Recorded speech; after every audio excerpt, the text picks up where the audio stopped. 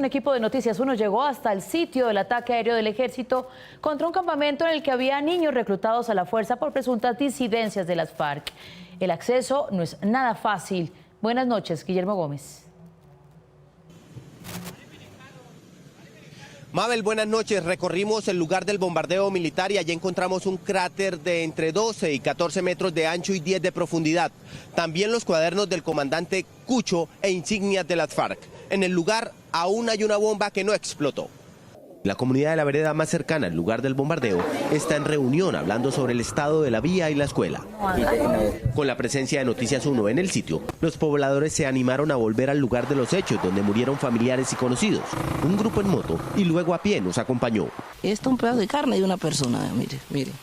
Esto es un pedazo de carne de una persona. Quien habla es Rodrigo Medina, el habitante que vive más cerca al lugar del bombardeo militar, 860 metros. Esto es una olla, miren cómo quedó esta olla. 2 meses y medio después del ataque militar, aún se encuentran restos humanos, munición, billetes de 50.000 pesos destrozados y los cuadernos y olleta del comandante Cucho, donde aún se lee su alias. Aquí bombas que cayeron, hay dos grandes, las dos grandes reventó una, la otra está ahí enterrada y hay unas más o menos unas 8 así que cayeron más pequeñas. Las 8 bombas más pequeñas dejaron rastro del sitio donde impactaron, pero hubo una que sacudió la tierra. Este es uno de los cráteres del bombardeo militar del pasado 29 de agosto en la vereda Aguas Claras 2, zona rural de San Vicente del Caguán. La excavación que causó solo una bomba se ha llenado de agua por la constante lluvia. Un día tiene aproximadamente 10 metros. De ancho yo creo que tiene por ahí entre unos 12 y 14 metros. Incluso nosotros creemos que debajo de esto todavía hay cuerpos. El sitio es una zona de reserva en la que está prohibida la deforestación. Estas son las zonas de reserva que uno tiene porque igual manera el gobierno dice y pelea por la deforestación, ¿sí pilla? Y pues ahí están las fuentes hídricas del agua. La bomba que no explotó se cree que dejaría un cráter tan grande como el que ya hay y los campesinos quieren que las fuerzas militares la saquen de su territorio. Antes de entrar al lugar del bombardeo hablamos con la comunidad y dijeron que es mentira que sean 8 los niños que murieron y que serían entre 16 y 18 y que 3 de ellos fueron acribillados por el ejército luego de que salieron heridos del lugar. Fueron más de 8 niños los que murieron en el bombardeo militar, según lo afirman quienes viven en este corredor biológico, ubicado entre la Macarena, Meta y las sabanas del Yarí, en Caquetá. Esa es la cifra que no revela el Estado y que no han revelado quienes tienen que ver con esto.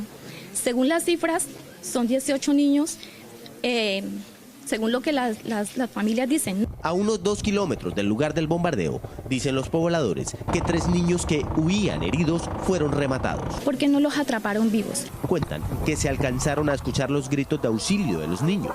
Cargaban perros persiguiendo a los niños y los mataron por allí al frente de unos potreros. Y aseguran que el día del bombardeo hubo drones que ya ha sido común verlos. ¿Por qué se suben los drones derecho a nuestras casas? ¿Por qué si vamos por un camino nos siguen? ¿Por qué si salimos afuera nos siguen? El único profesor de la escuela de primaria afirma que los niños tienen miedo. Matriculados 25 niños, de los cuales solo llegan 14. ¿Sí? O sea que prácticamente los otros 11 niños con temor de asistir no vienen a estudiar. Sienten miedo que en el camino de la casa a la escuela queden en medio de un enfrentamiento de grupos armados.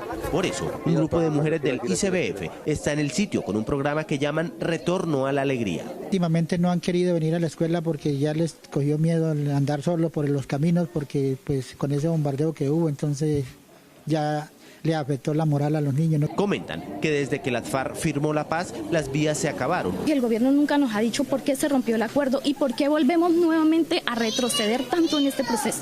Para llegar al lugar de los hechos hay que hacer un recorrido de alrededor de 10 horas en camioneta 4x4, en moto y luego a pie desde aquí, de San Vicente del Caguán. Mabel, hemos terminado nuestro recorrido por el Caguán con la cámara de Daniel Sánchez, Guillermo Gómez, Noticias 1, la red independiente.